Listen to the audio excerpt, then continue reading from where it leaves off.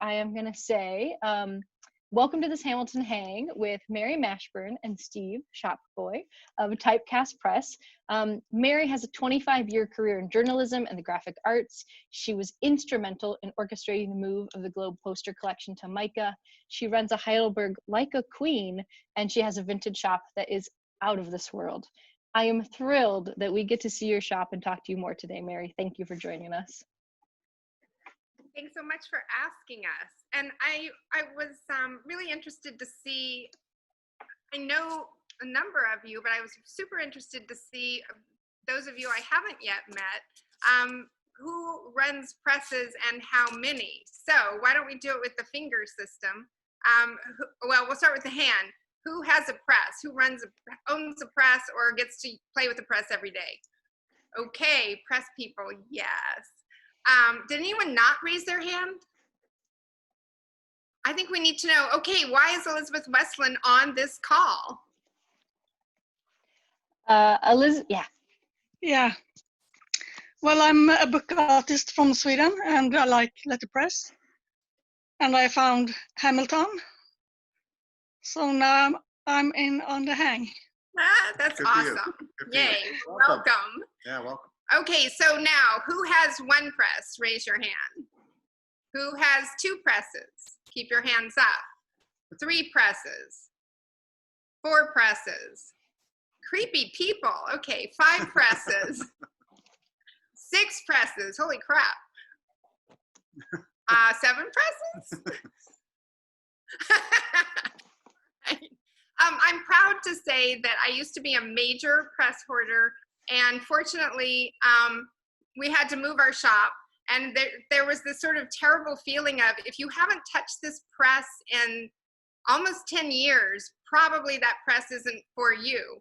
It's not your press. So I got to sell my presses to my former students, which turned out to be really wonderful, and I think also empowered them then to call up and say, why doesn't this work?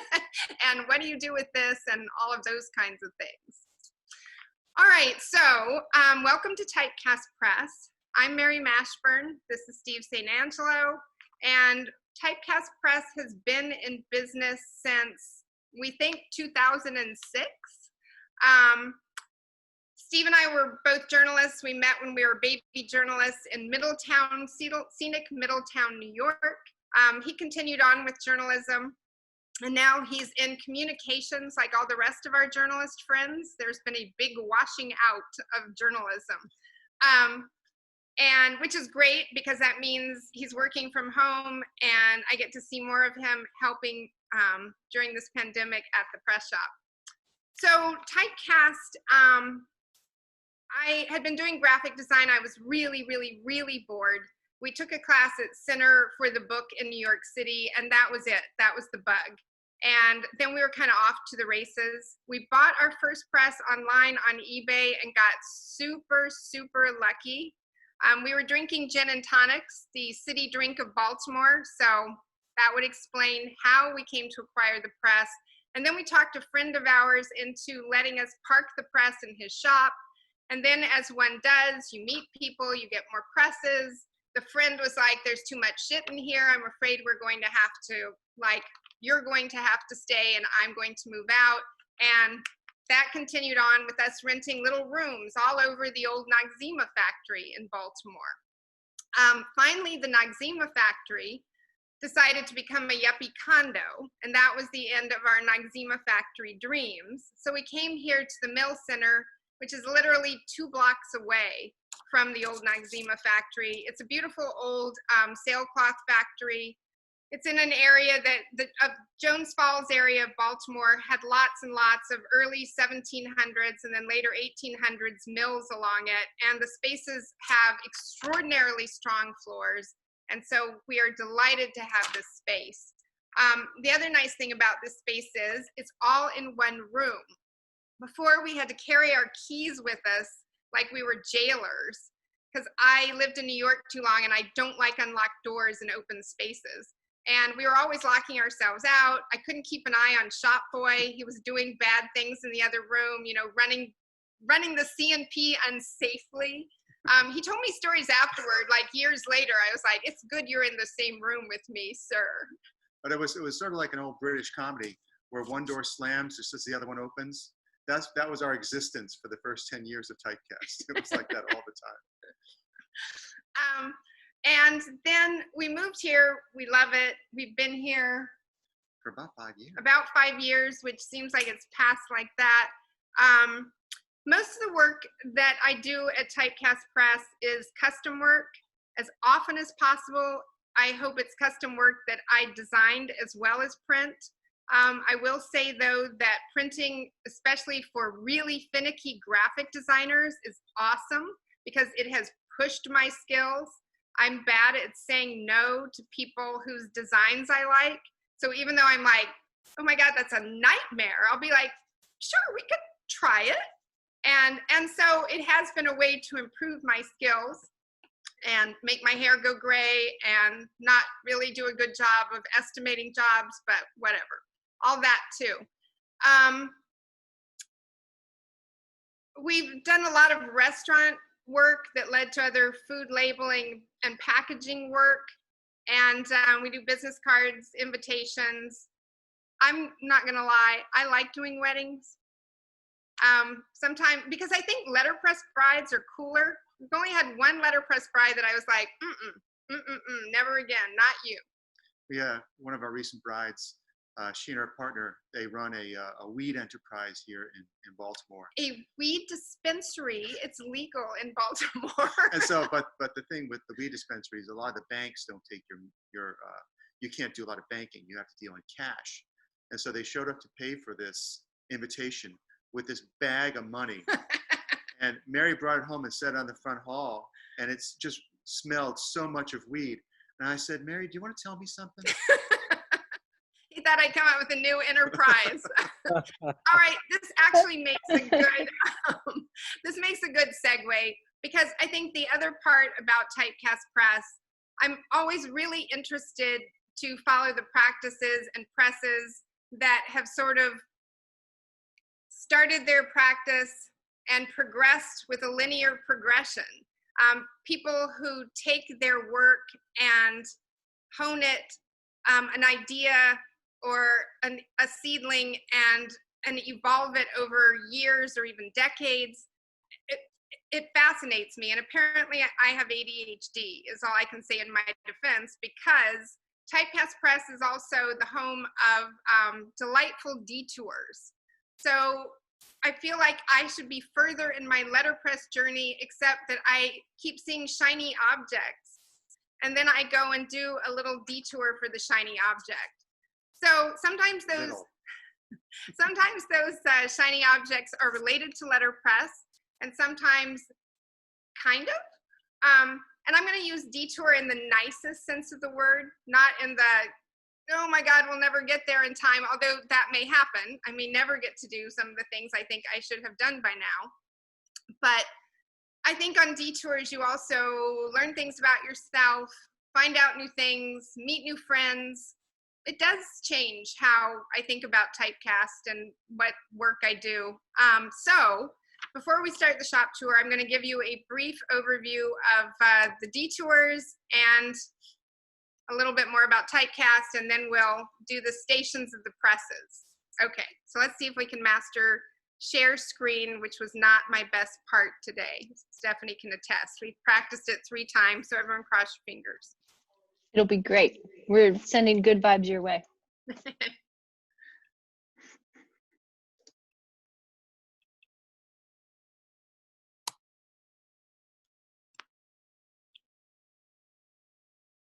Did it work? Looks great. Yes. All right. So detour 1, globe. Joe Galbraith of West Virginia University was hanging out at Globe, and he had turned Colin Ford, fabulous type designer Colin Ford, onto it. And Colin was in my letterpress class at the time. And so we went for a field trip. And I'm sure many of you know the story, but Globe is a fantastic poster printing shop that was in Baltimore, multiple locations in Baltimore. And when we discovered it, I guess it's been 12 years ago now. Yikes. It was kind of nearing the end of its lifespan. It was amazingly intact. This is sort of how it looked when we first got to see it for a field trip.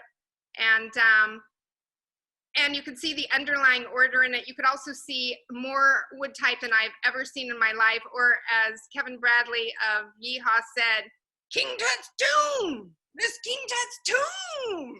Yes, Kevin, it is. So I was there not to meet Kevin Bradley, but to make sure Kevin Bradley didn't get one bit of that type. So yes, and I was successful.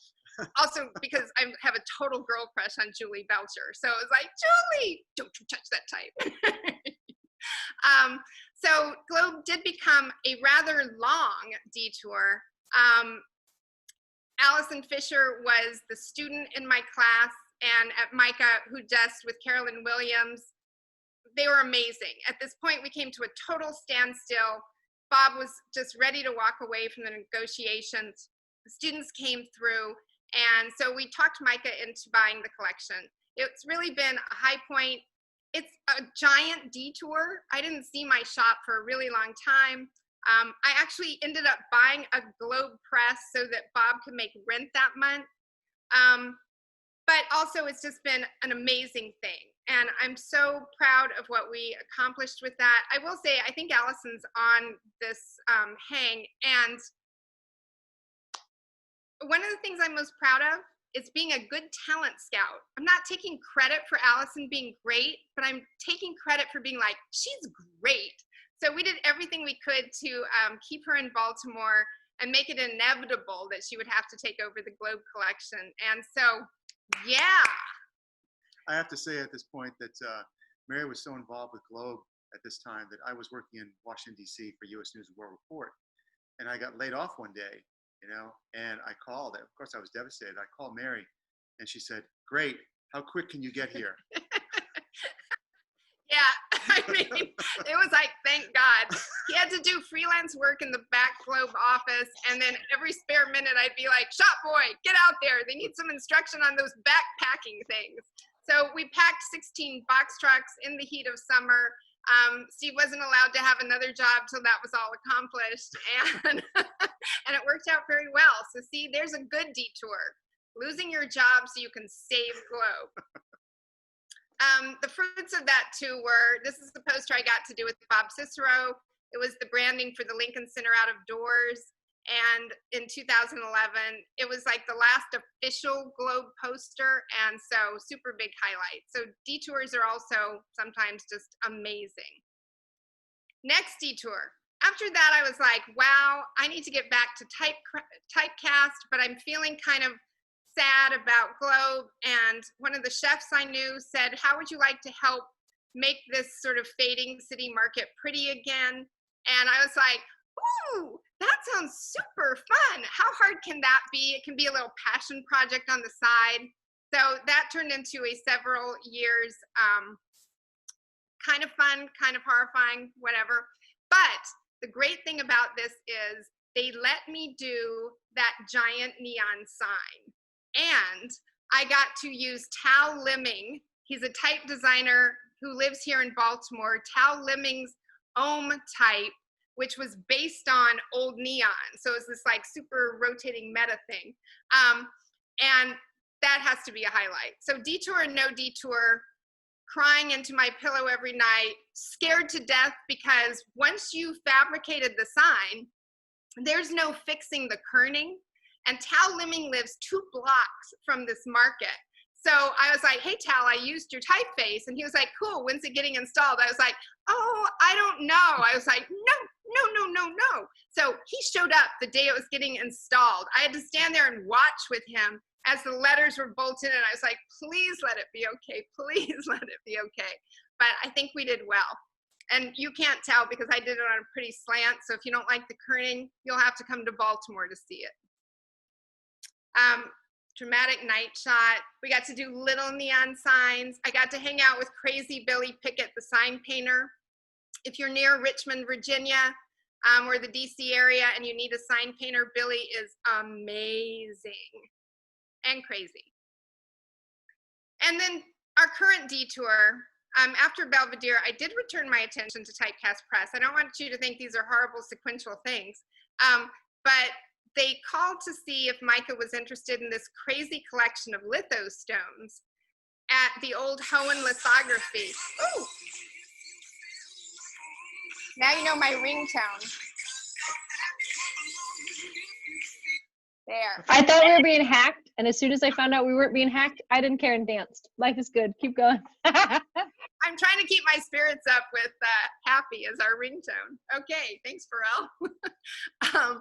So Hohen Litho is a beautiful old building being reclaimed as space for training for young people and people who haven't had a good job course in Baltimore. And so when they were doing the restoration work, it's a great company here in town led by Bill Streever, and they're very preservation minded.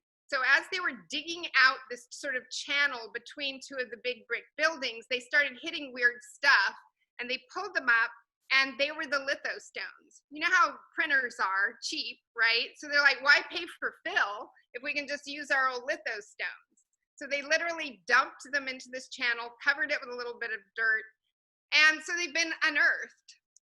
And then as they were going along, they also found an old safe. They got into the safe finally. They broke into the safe, and they found a bunch of ephemera. Then they found another part. They took a board off, and there were all of these old glass negatives that had been used for the litho to do some of these beautiful things like the print here.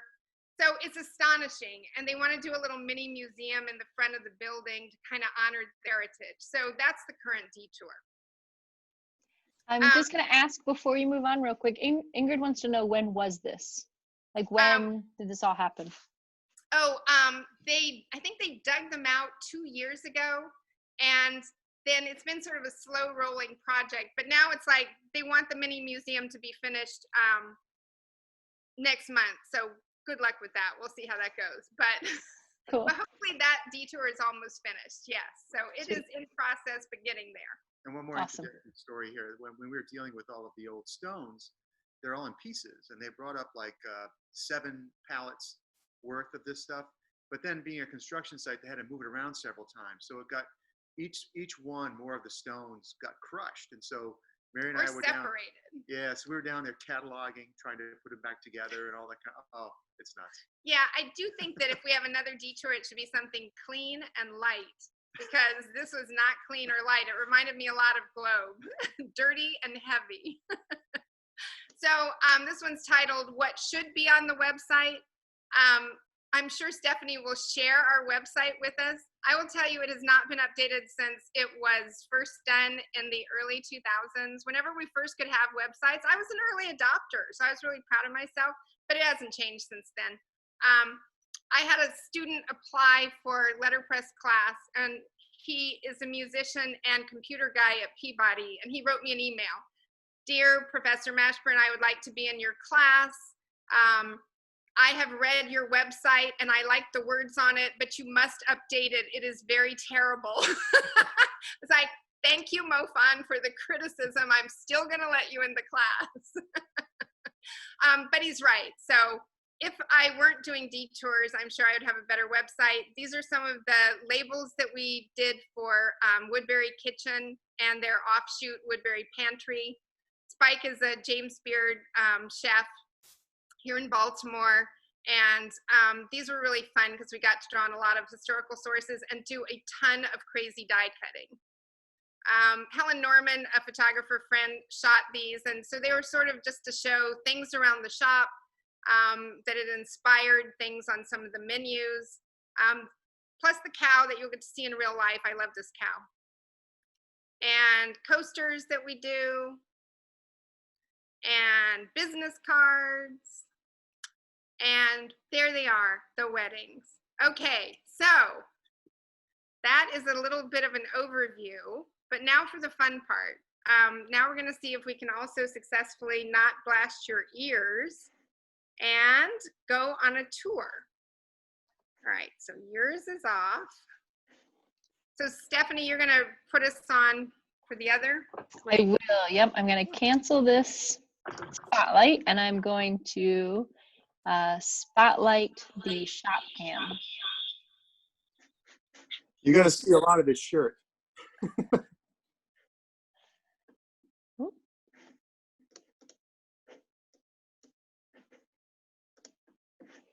And I'm going to, 1 second, I need to unmute you. There we go. There. Good. Should be good to go. All right. Okay, so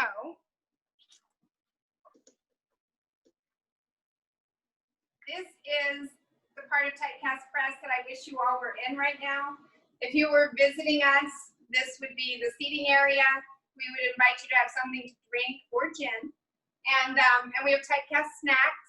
So you would definitely get moon pies or Dewey's lemon cookies or these really weird coconut vegan balls that are surprisingly delicious. So we are prepared for all eventualities. I did want to show you, come forward, Type. And this is a turtle ride, so I'll try to keep it as steady as possible. Right, let me see if I can show you. Wait. There's our turtle. We stole this idea from Amelia, who was using a library cart for the educators conference. But our turtle does not squeak, but it does rumble. So enjoy the turtle ride. We have a lot of stuff in the shop because I guess I'm a collector or a hoarder, I'm not sure, but it's a big shop and it has a lot of wall space. And so things that inspire me or that we just kind of love are here in the shop. So my Aunt Polly hand carved Fun with Dick and Jane and hand painted them and lost her pinky finger doing it in one of the woodworking tools. But otherwise, so it's Dick and Jane and Alice and Jerry. And then some great stuff. Bob Cicero, while we were trying to get Micah to purchase Globe, would arrive with random Globe things like, thanks for your work, Mary. Here's a chase, a Globe lockup. So we're incredibly lucky, and someday it'll all go back to the Globe collection. But in the meantime, it's super fun to have it here, some of the old sticks.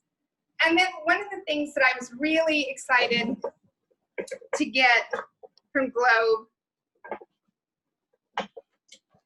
you see up on the wall, it was part of the paper delivery system for the big, beautiful old presses in the Globe shop. I'll just rip the Band-Aid off and say they had to go to scrap. Bob was so upset, he wanted to go back to the junkyard the next day and buy them back. But before we had to send them out for scrap, we tried to take everything off of it that we could use in some other way or put in a museum someday or show students. Great old counters, and then part of the paper delivery system. What I love about letterpress and its history is even the most quotidian parts of a press are stunning. I mean, these are just, it's beautiful. It can never move from this wall. It's also filthy. So every time we shift it even a little bit, it's like, ooh, shift it back. You can see the stain on the wall. And then this is the other clean part of our studio for deliveries. If we have a community event, we've got things, note cards or whatever that we want to sell, this is usually the space we do that in. Over here, the sort of kitchen / work area / overflow area for when you've got a big project and you just need more table space. And behind the curtain, all the parent sheets. Even my brother-in-law made these amazing shelves. I love them so much. I was so jealous of Jason's shelves, and so we kept thinking of Jason's shelves as I kept making them add more shelves and more shelves. But it's been great for storing Steve's guitars for his guitar lesson here at the shop, and client work and paper we store for restaurants, etc. I also want to say, if you can hear me, a note on the right-hand side, the pallet jack. I designed these shelves, because if you have a pallet jack, there's nowhere to store one. You have to store with a bunch of boxes on it. It's always in the way. And so when I designed these shelves, I designed it so we could put a couple of pallets below it. And so the pallet jack just slips right underneath the closet. It doesn't get in the way, and it's completely out of the way, and it's awesome. It's Okay, smart. there. We need a good safety spot for ours. And we're about halfway through, Mary. All right, thanks. Mhm. So we're going to come to the Baltimore Nook here. One of the things I love about having started a letterpress shop in Baltimore is that Baltimore has an incredibly rich printing history. I'm sure you all think about, well, I don't know if you all think about this, but I feel like I'm amongst printer friends. Yes, you all think about Ottmar Mergenthaler, who everyone should know his name. We live around the corner from the house that he lived in Bolton Hill in Baltimore. And when Jim Sheridan came to visit, when Amos Kennedy came to visit, whenever there's a visiting artist who loves the inky arts, we go and take a picture on Ottmar's stoop. So stoops are very important in Bolton Hill. So at any rate, this is kind of the Baltimore zone. Oh, you even turned on the lights. Yeah, we've got a little lights, like it's the corn block, the block in Baltimore. But it's the Baltimore zone because I teach letterpress at MICA, and I really, really love when the students come being able to let them hold things, and sort of the history we've been drawing on about, they get to see a little bit more fully with some of these items. So, come on forward.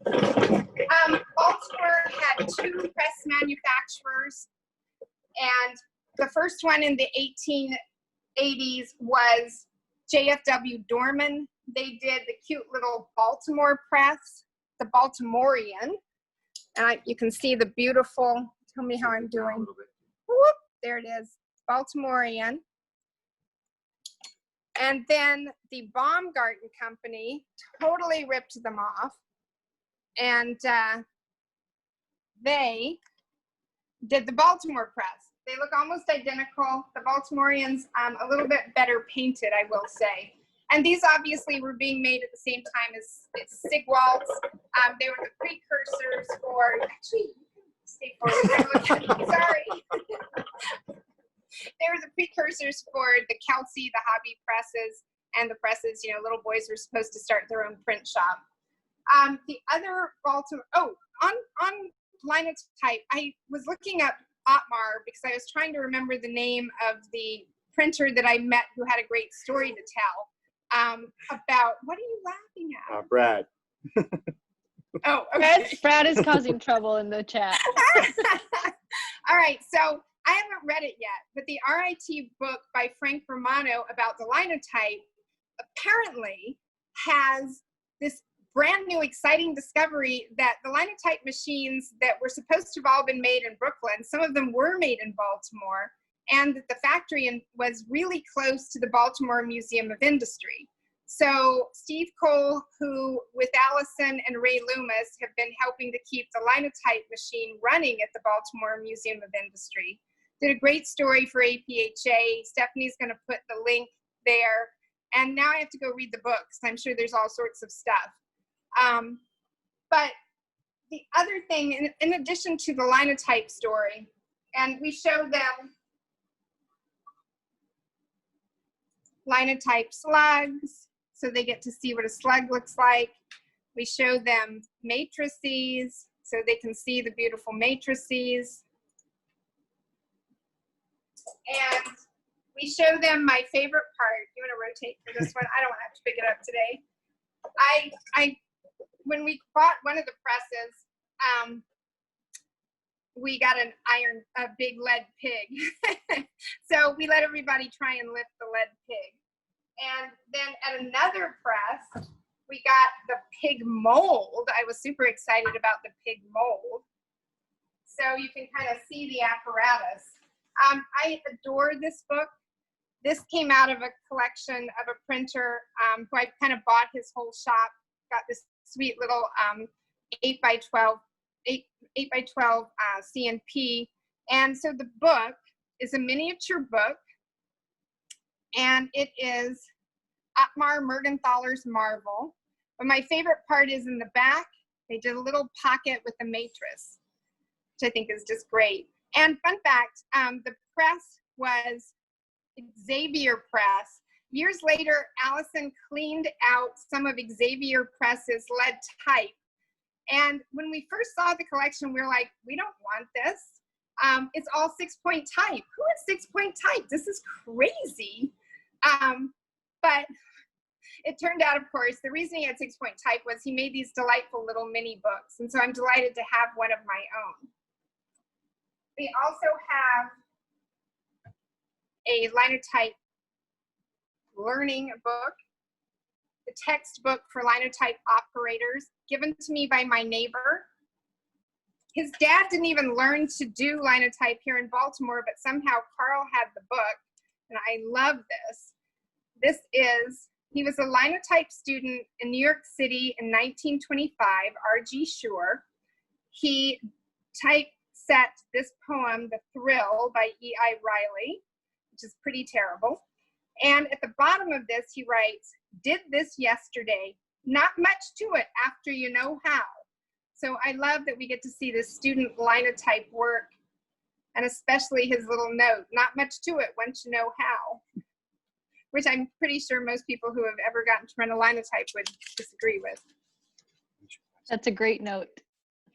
All right, so going to Vandercook land. We do have 2 Vandercooks. I'm giving him a picture of Vandercook. This one is great for when we have crazy projects. We're working on a record album wrap, and some of it's digital and then some of it's letterpress printed, but because it's so giant, it needed a big sheet.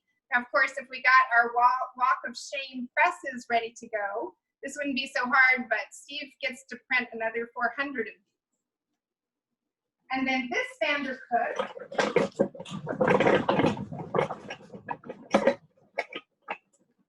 the SP-15 is Steve's emotional support animal. I was gone from Baltimore about 6 weeks. My dad had some surgery. And so the pandemic had started. Steve was all by himself. George Floyd was murdered. Donald Trump is still president. And so to pass the time, Steve started making some protest posters. So this is our protest poster press. It's mainly what we use it for.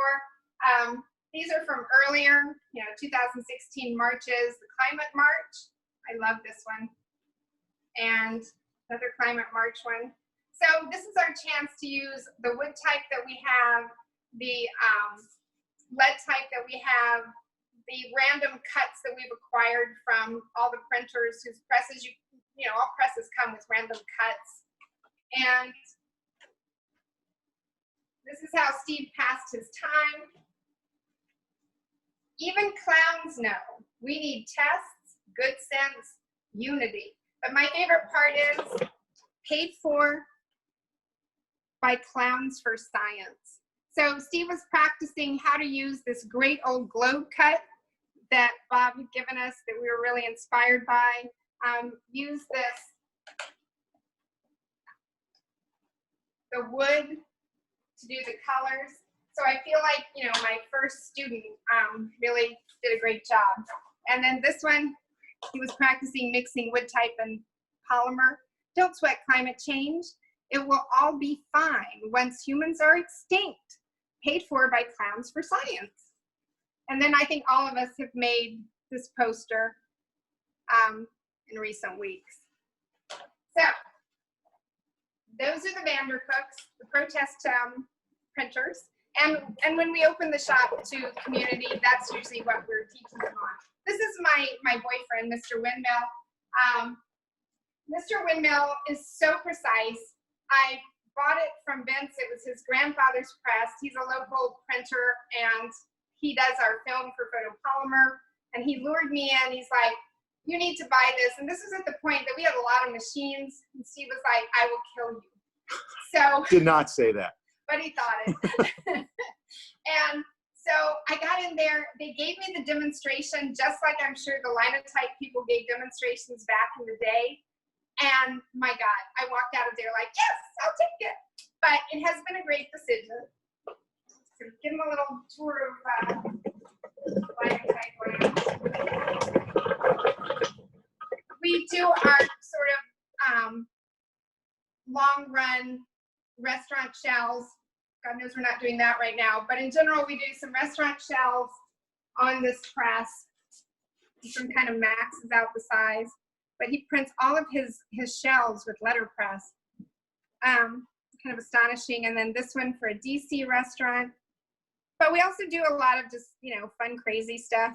This was a wacky little, one of my clients is a financial services company, so they have a lot of money for holiday invitations. So we did sort of a little fan for their Marie Antoinette-like holiday party, which was pretty off the chain. So that was fun. And lots of labels. This is on stone paper, which I'm so smitten with. It's super wet resistant, but it still takes a punch, unlike the vinyls. And other business cards. Here, Allison Fisher's gorgeous edge painting. So, can't see that, but you get the idea. Hold it still. This is where we do a lot of the custom work, the finer photopolymer work, and it's been a fantastic press. I love this press. And then we're getting now to, unfortunately, Walk of Shame. Go through this way. So notice the beautiful stone as we go by.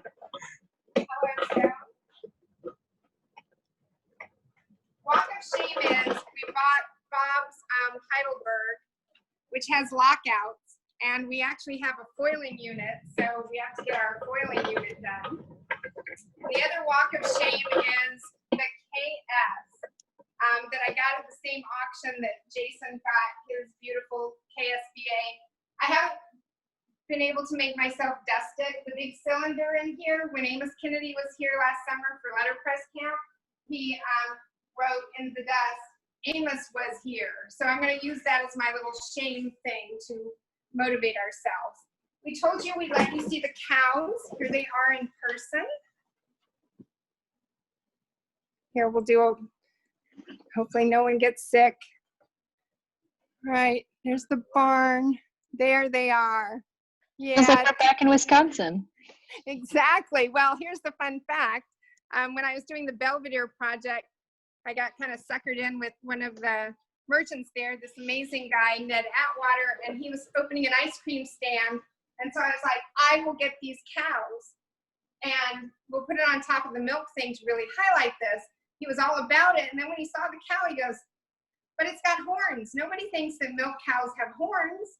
I was like, but then I was like, that's okay. I'll get you one with an udder. So by the time I was done, I have 4 of these. They were made by Kenner Toys. They're called Milky, the milk cow. You really need to look this up online. I should have put it in the URLs. It is the best video ever. It is the most obscene toy. So weird. Yeah, so look that up. Other thing is, can you see it? Yes, you can see it. Our Disney princesses. Every older gentleman printer who has come to visit says, why do you have Disney princesses in your shop? And duh. A lot of shops that I've been in to buy things from or to learn things from printers have had nudie calendars. So in lieu of nudie calendars, we have Disney princesses. And also it's good when little girls come in who want to be printers, they will tell you their favorite princess and why. And finally, Big Boy. Big Boy is an abused CNP, but he's come back to life. And he gets to print the crazy stuff I'm glad that I didn't see Steve do. We did a little CD project and it had phases of the moon, which turns out, on the back it was the band. And then it turns out that the interior that we also, converted is a whole different thing. It was very deep and artsy, and the cool die for it. So this is the press that does a lot of the die cutting. I love die cutting. We did our business cards before APHA one year, and this is what I got to hand out to everyone at APHA, and all the gentlemen stuck it in their pockets, and her little head stuck up. My favorite thing. And then also crazy things like the lavender bags Steve had to print while I was gone. And random coasters. That one's appropriate right now. That one's appropriate right now. We have the students try this out in letterpress class, and they print this beautiful old globe cut that lends itself super well to a coaster. And Steve just really runs the press slow, and we watch their fingers very carefully. And then we'll wrap up with Andy Snare's wall mural here. You see it up on the wall, the brightly printed. So Andy really loved our basic job shop Gothic, and we scanned it in for him, and then he drew illustrations, and he called it Typefaces. And so we made a typeface word puzzle for an art exhibit we were part of. And if you get to come to the shop in real life, we will make you fill out one of the word scrambles. And then That's you so get cool. typefaces to come home. I love it. All right, so I think that gets us to question time, doesn't it? Right on it, right? 146. You were right on it. Holy cats. Little Okay. Miss, I'm just going to be free and hang out, and it's going to be super smooth. No, That was great. I'm dying. I didn't get to tell you every story. So you want to flip it back? Or? Yeah, okay, so now we're going to try the flipping it back, right? Yes, that sounds good. Okay, let me see if I can get not to happen.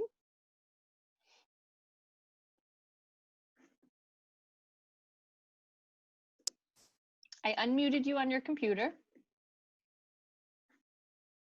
Oh. Unmute yourself one more time. There we go. Okay. Well, thank you. That was great. We can have time for questions, but I do want to say thank you. That was absolutely amazing. I love your shop. I fell in love with your shop the first time I ever went there, and fell in love with you. So I'm so glad you did this today. Thank you. I really hope I'll get to see many of you either again in person, or definitely if you're in Baltimore once this crazy time is past. We would love to host you in the shop. So soon. I'll save you a moon pie. So there was let's see, 2 questions I saw in the chat, and then we will open it up. So this is a good time if you want to unmute and ask questions. One was, you talked about the Baltimorean and the Baltimore presses. Somebody wondered if anybody knows more history about those, or any links or articles, and that could be maybe something after, or? The Excelsior, I totally forgot. Okay, yes, you know when I did that presentation, I did it late last night, so I totally forgot to send you that link. There's a nice little write-up by Excelsior Press. And so if you look online and you just put in, probably the easiest thing to put in to bring it up is just Baltimorean and Baltimore presses. And if that doesn't take you there, but I think it will, then it's Baumgarten, Baumgarten. And there's a nice little write-up about it. It is something I'd love to do more research on. And I am going to go get the one thing I didn't get to talk about in Baltimore land. Baltotype, which there is a link that I think I gave to you, Stephanie, and it talks about Baltimore type. And I learned something in looking up the link that I had totally forgotten about. Early Baltimore types were, some of them, quite lovely. And later ones tended to be a little bit more like what you see in every 50s and 60s print shop, and not all of them super well realized. But one of the reasons Baltimore type was famous was the little boxes, handy boxes, because all printers needed lots of extra sorts. Those are the things that you always lost and you needed more of, or you needed the world's tiniest wreath with tiny, tiny berries and a tiny bow to print your Christmas cards. But we have lots of those, but what I love is we have the catalogs. So keep asking questions. Okay. This is one you could probably answer, Steve, and I think it was you guys. Val Lucas said something about she was in suite 101 at Alpha. Does that adhere to you guys at all? She might have been another chat. It might have been a flow that I wasn't caught up on. Oh no, I was just wondering what suite you guys are in, because I can't picture where you are, and I still have not been to your shop since you moved. I know. We were wondering that last night, Val, whether you had Yeah, we were trying to figure that out. We're next to First Floor Graphics. It's called 11A, and it was carved out of part of that space. And Okay. we were really fortunate in the pandemic because we weren't inside the mill center. We have an outside entrance, so we weren't really violating any city laws, we don't think. So we could still kind of sneak in the early days. But here's a cute handy box, and this one is postal insignia. But what I love is every single time we get old printer material from Baltimore, it's always a Balto-type catalog, some in great shape. Sometimes it's the price list, earlier one. And then the one I love best, this was their fancy title with the Baltimore skyline.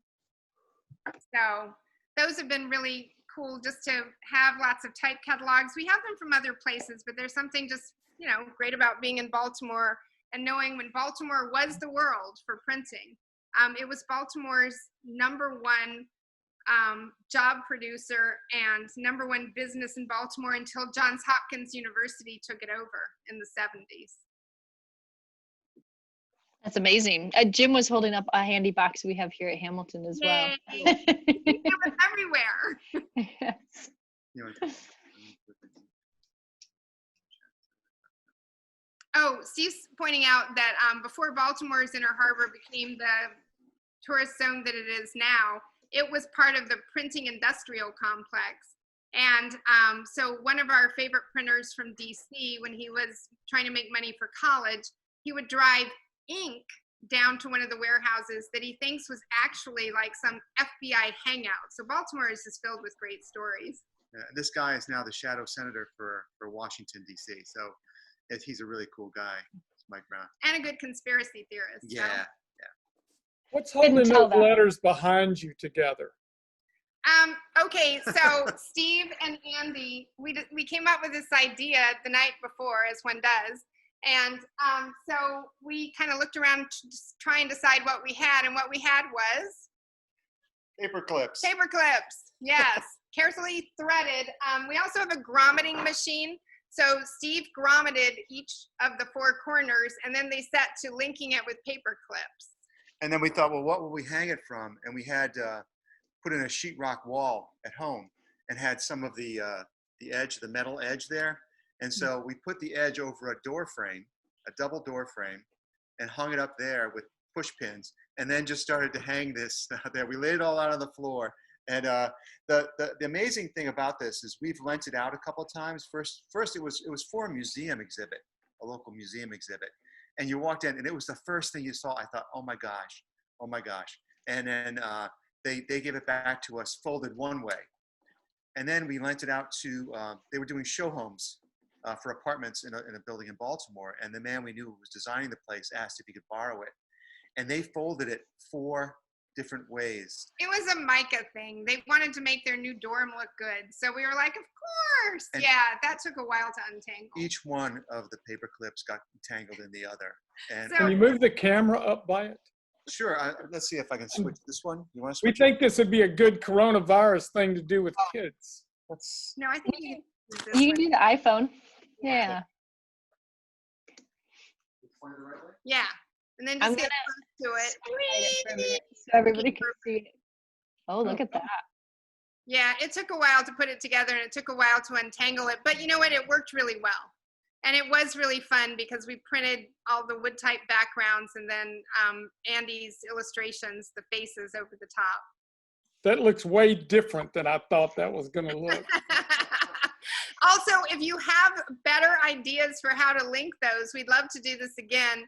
We've got some more and we wanted to make some fun little mini word puzzles. So we're open for suggestions. It was hard.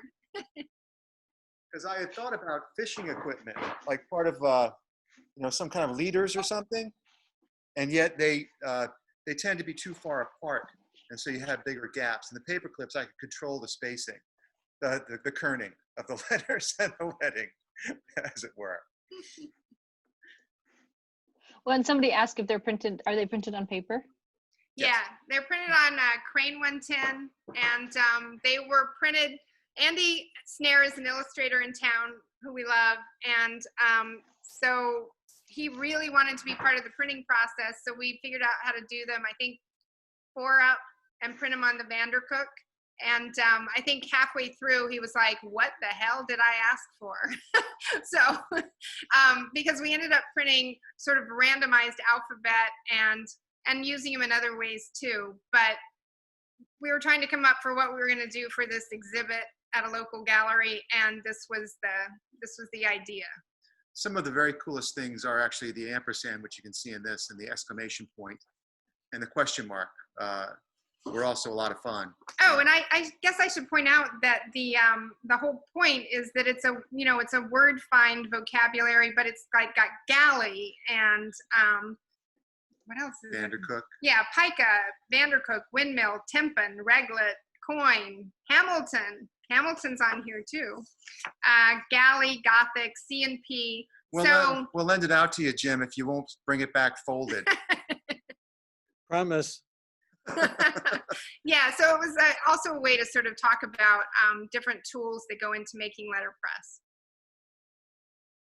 Yes, and galley, top row. There's always one that I can't find. I realize I'm bad at the horizontal. I see Hamilton, Galley and Hamilton. Nicely done. I know we had, Amos Kennedy had a show that was hung with paper clips, and it was really sweet because it worked, but at the bottom, because there weren't grommets on his, they wanted to pull out. And one of our volunteers, Larry, was a physics teacher. He was a science teacher. So he came up with a process where you could use washers and it like distributed the weight in a way. So maybe we'll talk to Larry and I'll let you know. Because, yeah. Thank you. He's a great guy. And yeah, he just kind of quietly came up and said, oh, you can do this. And I would have never thought of it. It was smart. Well, and I will say that it was the hardest thing that we had to move. I know that sounds ridiculous, but we had real press riggers for the big stuff. And then the other stuff, people chipped in and helped us. And there's a local crew who helped to move Globe. And Jimmy Jones came and lifted a bunch of heavy stuff. And then we were like, oh, we'll move the art. How hard can that be? And as soon as we got it out of the building, walking it down the hill, because it's only 2 blocks away, this wind picks up. So Steve spent a whole bunch of time fixing it after the windstorm too. And I will tell the story of the move. And I always say that it's easier to make one painful move from Baltimore to LA than it is to make 1,000 painful moves 2 blocks away, which is kind of what we did. And so do it in one day, as close as you are. Don't think, oh, I can just move down the street. I'll just do it in little shifts. Oh God, it took us months. It was horrible. It always seems so accessible, right? Like so easy to do. Yeah. So I didn't see any other questions, but we'll give time for one more question, and then I think it's a good time to wrap up. Do we have anyone who wants to unmute or put a question in the chat? I didn't get a good look at your cutter. You must have one in there. It's an ancient little, do you want to go do thank you. Steve's he was doing. Do you want to give him a quick? The cutter. Yeah, it's, I don't know how this cutter has held on. Every time I find out how much I would have to pay for a cutter, I am grateful for this cutter. It spits oil. I put oil in the hydraulics, which is bad. Bob helped me clean that out. And yet it keeps cutting. It is a little sweet Craftsman, and it's just big enough to deal with most parent sheets, and it's been a champ. So, yeah. So as long as, and it has a really great logo. Go in tight on that, the black and red lettering. That is. Yeah. Isn't that gorgeous? Yeah. So I love it. It's also really scary to change the blades. You have to change them really often. But if you find a cutter like this is not one of the ones you have to worry about the blade dropping out. This thing has been amazing.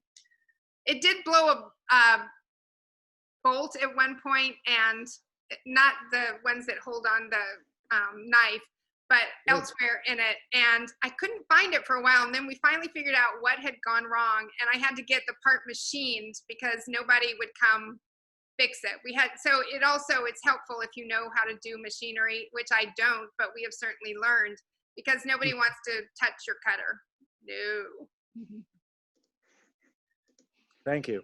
Yes, thank you for that. And thank you for everything. Thank you so much, Mary and Steve. It was wonderful. I loved the turtle ride. Yeah, the turtle was kind of amazing. All right, thank you very much. We really enjoyed seeing you all today, and I hope we get to see you in person on the other side. Thanks for So, coming. Yes, thank you so much. A round of applause.